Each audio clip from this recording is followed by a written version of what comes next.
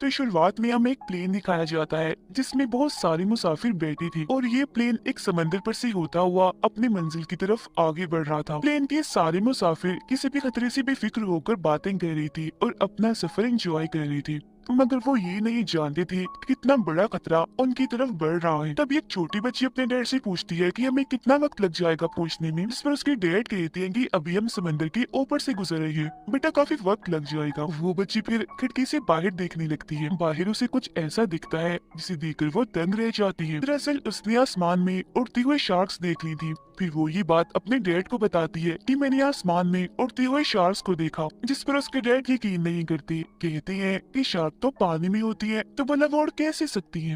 Plane में बैठा एक आदमी अपने कैमरा से बाहर की वीडियो बना रहा था। उसे भी वो उड़ने वाली शार्क्स बाहर नजर आती है, जिन्हें वो अपने कैमरा में रिकॉर्ड कर लेता है। अब तभी हम जहाज के बाहर का बड़ा ही चौंका देने वाला सीन देखते हैं। जहाज के आसपास बहुत सारी शार्क्स उड़ रही थी।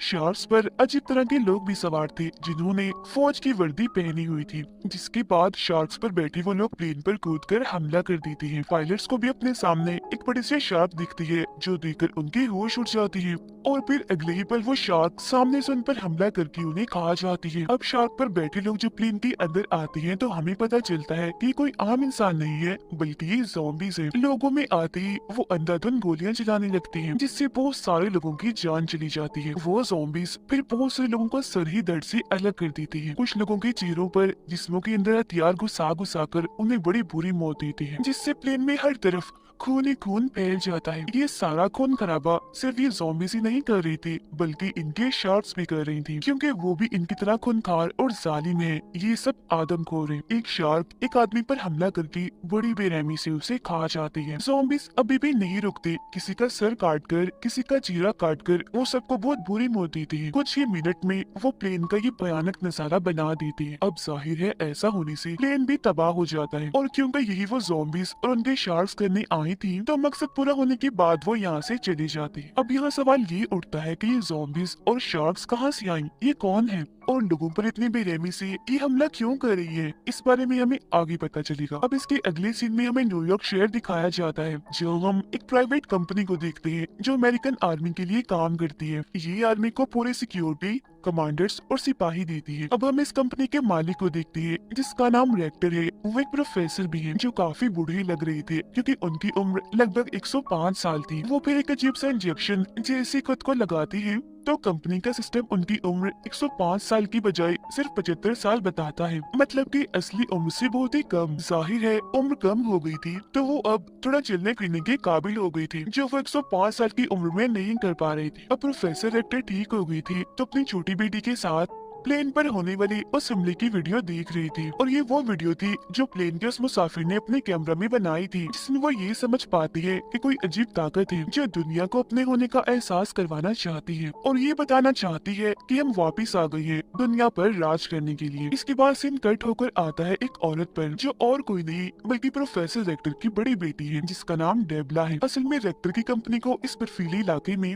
एक बहुत ही बड़े समुद्री जहाज के सिग्नल्स मिली थी, जिसे चेक करने डेबला यहाँ आई थी, क्योंकि कंपनी के मुताबिक ये जहाज 100 साल से भी पुराना है जो जरूर नाजी फौज ने इस्तेमाल किया होगा, यानी हिटलर के दौर का होगा ये जहाज। फिर जैसे डेबला उस जहाज के पास पहुंचती है तो उसे देखकर वो काफी हैरान रह जाती है, क्योंकि आज से पहले उसने इतना बड़ा जहाज पहले कभी नहीं देखा था। वो फिर इस जहाज के अंदर जाती है चेक करने। यहाँ उसे बहुत सारी लाशें दिखती है जो खून में लथपथ थी, और फिर अगले ही पल देखते ही देखते वो सारी ज़ॉम्बीज़ वहाँ आकर डेबला पर हमला कर देती है। उन्होंने फौज की वर्दी पहनी हुई थी, मगर डेबला क्योंकि काफी बहादुर थी, लड़ना उसे काफी अच्छे से आता था, तो वो भी उनका काफी मुकाबला करती है। दो ज़ॉम्बीज़ को तो वो ऐसे ही टांग से ही मारकर दूर गिरा देती है। एक ज़ॉम्बी फिर जैसे उस पर हमला करने वाला होता है तो वो उसके सर में तेजधार चीज घुसाकर उसका खात्मा कर देती है, जिसके बाद वो सारे ज़ॉम्बीज़ जिन्होंने उस पर हमला किया था वो मारी गई थी।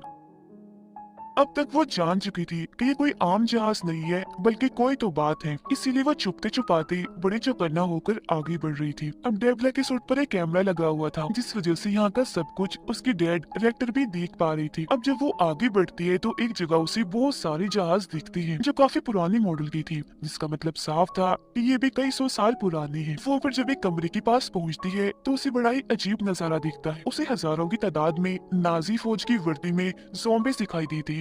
जो सबकी सब लटकी हुई थी। उनको एक मशीन से जोड़ा गया था पाइप के जरिए। ये एक ऐसी मशीन थी जो या तो इनके जख्म दोबारा से ठीक कर देगी या अगर कोई ज़ॉम्बी मर गया है तो उसे दोबारा से जिंदा कर देगी। तो प्रोफेसर रेक्टर अपनी बेटी डेबला से कहती है कि ये मुझे अपने माजी से, अपने गुजरे हुए वक्त से जुड़ा हुआ लगता है। मुझे कुछ गड़बड़ लग रही है, कुछ भी ठीक नहीं लग रहा, इसलिए जल्द से जल्द कैसे भी करके वहाँ से फौरन निकलो। अब ये सुनकर जैसी डेबला वहाँ से निकलने के लिए भागती है तो वो और भी हैरान कर देने वाली चीज सीखती है। उसी वहाँ आम साइज की निस्बत बहुत ही बड़ी शार्क्स दिखती हैं जो हवा में उड़ रही थी और काफी खूंखार लग रही थी क्योंकि ये भी दरअसल ज़ॉम्बी शार्क थी। अभी डेबला ये सब देख ही रही थी कि तभी अचानक एक ज़ॉम्बी डेबला पर हमला कर देती है। ये ज़ॉम्बी असल में इस पूरे ज़ॉम्बी फौज की कमांडर है और क्योंकि वो काफी बहादुर थी, डेबला की निस्बत उसे लड़ना काफी अच्छे से आता था, इसीलिए वो उसे खूब मारती है और काफी भारी पड़ जाती है उस पर। वो फिर एक इंजेक्शन डेबला को लगा देती है जिससे वो फौरन बेहोश हो जाती है। मगर वो ज़ॉम्बी डेबला को मारती नहीं बल्कि उसे ऐसी जिंदा छोड़कर वो यहाँ से चली जाती है। अब जैसे उसे होश आती है तो वो यहाँ से निकलने के लिए बाहर की तरफ भागती है जहाँ उसे आसमान में बहुत सारे शार्क्स उड़ती हुई दिखती हैं। मगर थोड़ी दूर जाने के बाद वो सारी शार्क्स इनविजिबल हो जाती हैं, यानी कि वो हवा में रहती तो है मगर सिर्फ दिखना बंद हो जाती है। और अब वो जहाज देखते ही देखते बर्फ के अंदर जाने लगता है जिसके बाद वो भी इनविजिबल हो जाता है। अगले सीन में हम रेक्टर की कंपनी की लैब को देखते हैं जहाँ पर डेबला को लाया गया था क्योंकि उसकी जान वहाँ से बचा ली गई थी। मगर जब से वो होश में आई थी वो ठीक महसूस नहीं कर रही थी, उसे अपने अंदर ज़ॉम्बी वाली सिम्टम्स लग रही थी। मतलब कि उसे ऐसा महसूस हो रहा था जिसे वो भी अब एक ज़ॉम्बी है। असल में ज़ॉम्बीज के कमांडर ने डेबला को जो इंजेक्शन लगाया था वो एक ज़ॉम्बी वायरस था क्योंकि ऐसा करके वो डेबला को भी ज़ॉम्बी बनाना चाहती थी ताकि हर तरफ उनकी बनाई ज़ॉम्बीज हो जिन्हें वो अपने साथ शामिल करके इंसानियत का जड़ से ही खात्मा करते और दुनिया पर राज करें। अब हम रेक्टर को उसकी दोनों बेटियों के साथ देखते हैं जहाँ ये लोग खाना खा रही थी। तभी रेक्टर की छोटी बेटी कहती है कि आपने कहा था कि ये आपकी माजी से जुड़ा हुआ है, तो आज आप हमें अपने माजी के बारे में बता ही दीजिए कि आखिर क्या हुआ था, क्योंकि आपने आज तक अपने गुजरे हुए वक्त के बारे में हमें कभी नहीं बताया।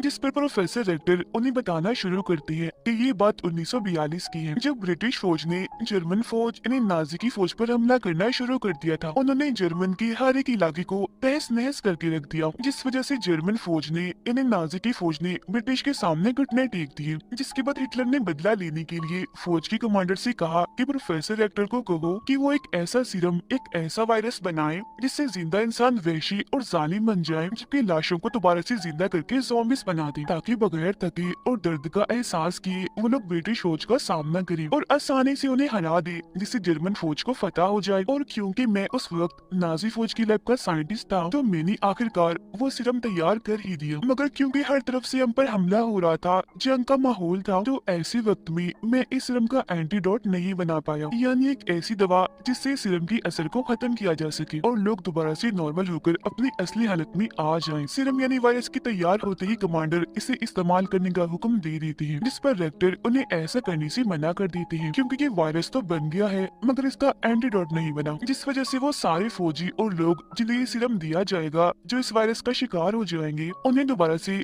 टेक नहीं किया जा सकेगा जिस वजह से वो लोगों के लिए खतरा बन जाएंगे। मगर ये सब जानने के बावजूद भी कमांडर इसे इस्तेमाल करने का फैसला करती हैं क्योंकि उन्हें किसी की जान की परवाह नहीं थी, बस जंग जीतने से गर्ज था। और प्रोफेसर रेक्टर ने क्योंकि उनके मामले में टांग अड़ाई थी तो बगावत करने के लिए वो उन्हें गोली मार देते हैं। तो प्रोफेसर खुद को मरता हुआ देखकर वो सीरम खुद को लगा लेते हैं। अब ब्रिटिश दोबारा से नाजी फौज पर हमला कर देती है जिससे नाजी फौज और भी कमजोर हो जाती है क्योंकि इन्होंने अभी तक उस सीरम का इस्तेमाल नहीं किया था। आगे रेक्टर बताते हैं कि जब 1945 में हिटलर की मौत हुई तो जर्मनी के हालात और भी खराब हो गई, जिसके बाद तो नाजी की फौज और उनकी कमांडर पता नहीं कहाँ गायब हो गई और मैं यहाँ अमेरिका आ गया इंसानियत की मदद करने और लोगों की भलाई के लिए। फिर मैंने ये कंपनी बनाई क्योंकि मैं एक अच्छा इंसान बनना चाहता था। सीरम बनाने के बाद मुझे अफसोस था कि शायद मुझे ऐसा करना नहीं चाहिए था। ये सारी बातें सुनकर प्रोफेसर की दोनों बेटियों को उन पर काफी गुस्सा आता है, इसलिए वो कहती है कि आज ये सब जो भी हो रहा है और उस वक्त जो हुआ इस सब के जिम्मेदार आप हैं। आपने बहुत गलत किया, कुदरत के साथ छेड़छाड़ की, मतलब कि गॉड ने जैसे इंसानों को बनाया आपने उन्हें बदलना चाहा और मरने के बाद मुर्दा लोगों के साथ भी गलत किया उन्हें ज़ॉम्बीज़ बनाकर। तो इसीलिए अब आप ही सबका कोई हल निकाल सकती है। इसके बाद हम देखते हैं नाजी फौज को जो ज़ॉम्बीज़ बन गई है और उन्होंने न्यूयॉर्क पर भी हमला कर दिया है, जिससे यहाँ पर ये बात साफ हो जाती है कि जो ज़ॉम्बी फौज और शार्क्स यहाँ पर आए हैं वो दरअसल नाजी फौज है हिटलर की, क्योंकि 1945 में गायब वो इसलिए हुए थे क्योंकि उन्होंने ये वायरस इस्तेमाल कर लिया था। खैर, न्यूयॉर्क शहर में होने वाली ये सारी तबाही खबरों में दिखाई जा रही थी और इस अचानक हमले की वजह से बहुत सारे लोग मारे जाते हैं। अब यहाँ के अलावा ज़ोंबी नाजी फौज और भी कई सारे मुल्कों पर हमला कर देती है, जिनमें लंदन, जापान, कनाडा और चाइना शामिल थे। साथ ही शार्क्स आसमान में उड़ने वाले सभी प्लेन्स को तबाह कर रही थी, जैसा कि उन्होंने शुरुआत में किया था। ऐसा होने से सारी फ्लाइट्स बंद कर दी जाती है, मतलब कि हवाई सफर रोक दिया जाता है, क्योंकि एक एक करके बहुत सारे प्लेन्स तबाह हो गई थी। इन सारे हालात को देखते हुए रेक्टर अमेरिका के जनरल से वीडियो कॉल पर मीटिंग करते हैं, मगर बाद में इस मीटिंग में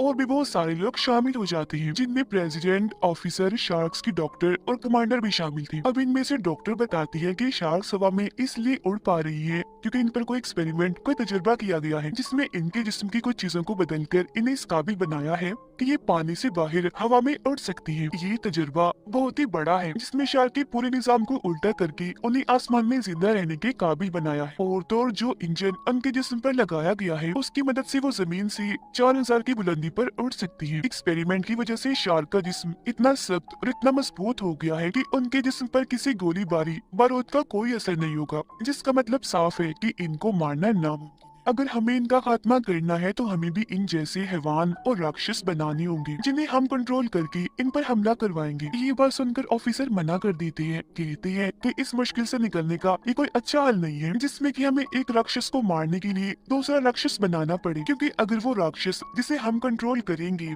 वो हमारे काबू से बाहर हो गया, तब हम क्या करेंगे। मगर अमेरिका के प्रेसिडेंट और जनरल ये चीज करने की इजाजत दे देती है। वो रेक्टर को कहती है कि तुम्हें इजाजत है, बना लो राक्षस जो इन सबका खात्मा करते। एयरपोर्ट पर हम देखते हैं कि काफी दिन के बाद, क्योंकि फ्लाइट खोल दी थी तो काफी रश था और तो और फ्लाइट में देर भी हो गई थी, जिस वजह से वहाँ बैठे मुसाफिरों को काफी गुस्सा आ रहा था। और फिर तभी एक औरत देखती है कि न्यूयॉर्क जाने वाली फ्लाइट बिल्कुल तैयार है, जो देखकर वो सभी लोग बहुत खुश हो गई थी और न्यूयॉर्क जाने वाले सारे मुसाफिर प्लेन में जाकर बैठ जाते हैं, जिसके बाद ये प्लेन अपनी मंजिल इन्हें न्यूयॉर्क जाने के लिए उड़ जाता है। उधर रेक्टर के कहने पर उसकी दोनों बेटियां और बहुत सारे कमांडर्स ज़ॉम्बीज़ का खात्मा करने के लिए उस न्यूयॉर्क जाने वाले प्लेन का पीछा करने लगते हैं, क्योंकि वो जानते थे कि नाजी ज़ॉम्बी इस प्लेन पर भी जरूर हमला करेंगे, जिसका मतलब साफ था कि अमेरिका की गवर्नमेंट ने इस प्लेन को चारे के तौर पर हवा में उड़ाया है। और फिर नाजी ज़ॉम्बी सच में उस प्लेन पर हमला करने के लिए उसकी तरफ बढ़ते हैं। प्लेन में बैठे सारे मुसाफिर किसी भी खतरे से बेखबर होकर बैठी थी और फिर तभी लोगों को बाहर आसमान में ज़ॉम्बीज़ और शार्क्स दिखाई देने लगती हैं, जो देखते ही प्लेन में अफरा तफरी मच जाती है। लोग काफी डर गए थे। इसी के साथ वो ज़ॉम्बीज़ और शार्क्स भी प्लेन पर हमला कर देते हैं और हर बार की तरह इस बार भी वो अंधाधुंध गोलियां चलाकर पहले वैसे लोगों को मारते हैं और बाद में किसी की आंख फोड़कर, किसी का पेट फाड़कर बड़ी बेरहमी से वो लोगों को मारने लगते हैं। बहुत सारे मुसाफिरों का तो वो सर ही धड़ से अलग कर देते हैं, जिसके बाद प्लेन में आग लग गई थी। देखते ही देखते वो पूरा तबाह हो गया था। कुछ लोग जो बच गए थे वो प्लेन से बाहर गिर रहे थे, कुछ बेचारे ऐसे थे जो ज़ॉम्बीज़ का शिकार हो रही थी और अब प्लेन पूरा तबाह होकर टूटकर नीचे जमीन की तरफ गिरने लगता है। दूसरे प्लेन में कमांडर रेक्टर की बेटी को एक बॉक्स देता है, कहता है कि इसमें वायरस का एंटीडोट है, इसे भी रेक्टर ने ही बनाया है, क्योंकि उन्हें लग रहा था कि हो सकता है डेबला भी ज़ॉम्बी बन जाए और अपने काबू से बाहर हो जाए, तो ये उसे लगा देना। जिसके बाद उसकी बेटी अपने डैड रेक्टर से बात करती है, कहती है कि अगर आपने ये एंटीडोट पहले बनाया होता तो शायद आज सब कुछ ठीक होता, दुनिया इतने बड़े खतरे में ना पड़ी होती। और आज आप लोगों ने क्या किया, मासूम लोगों को ज़ॉम्बीज़ का चारा बनाकर बहुत गलत किया। जिस पर रेक्टर कहते हैं कि हाँ, मैं मानता हूँ कि हमने फैसला बहुत बुरा किया है, मगर ऐसा करना हमारी मजबूरी थी। इसके बगैर हम ज़ॉम्बीज़ तक कभी नहीं पहुँच सकती थी और अब जो मैं करने जा रहा हूँ मैंने वो कभी करने का सोचा भी नहीं था, क्योंकि इसके बगैर उन सब का मुकाबला करना मुश्किल है। हो सकता है कि मैं कोई राक्षस बना दूं। अभी इनकी बातें चल ही रही थी कि तभी नाजी ज़ॉम्बीज़ इनके प्लेन के पास पहुंच ही जाती हैं। वो उन पर हमला करने के लिए बस तैयार ही थे कि तभी डेबला ज़ॉम्बी बन जाती है और जाकर प्लेन का दरवाजा खोल देती है, जिसके बाद सारे ज़ॉम्बीज़ प्लेन के अंदर आने लगते हैं। अंदर आते ही वो सब लोगों पर हमला कर देते हैं। हालांकि कमांडर्स ज़ॉम्बीज़ का मुकाबला करते तो हैं, मगर वो क्योंकि काफी खूंखार खतरनाक थे तो उनसे लड़ना इतना आसान नहीं था। इसीलिए ज़ॉम्बीज़ वो सारे कमांडर्स को भी अपना शिकार बना लेते हैं, जबकि बाहर से शार्क्स भी प्लेन को तबाह कर रही थी। मतलब कि ये नाजी ज़ॉम्बीज़ पूरी तरह से इन पर हावी हो चुकी थी। अब तभी डेबला, जो पूरी तरह से ज़ॉम्बी बन गई थी, वो कमांडर्स के लीडर को गोली मार देती है, जिसके बाद वो बाकी के कमांडर से भी लड़ने लगती है। ये देखकर रेक्टर की बेटी जल्दी से वो एंटीडोट निकाल कर अपनी बहन डेबला डेवला के गले में लगा देती है। अब तभी हम बाहर का नजारा देखते हैं, जहाँ तभी अचानक से एक काफी बड़ी शार्क आ जाती है, जिन शार्क्स की निस्बत काफी बड़ी और ताकतवर थी। वो अब एक एक करके इन सभी ज़ॉम्बी शार्क को मार रही होती है। तब यहाँ हमें पता चलता है कि ये शार्क असल में रेक्टर ने ही बनाई है और वह इसे कंट्रोल कर रहा है, क्योंकि उसने कहा था कि मैं भी राक्षस बनाऊंगा, यानी कि राक्षसों को मारने के लिए उसने राक्षस बना ही दिया। रेक्टर शार्क को कंट्रोल करके गोलियों और बॉम्ब्स के जरिए उन शार्क्स को मार रहा होता है।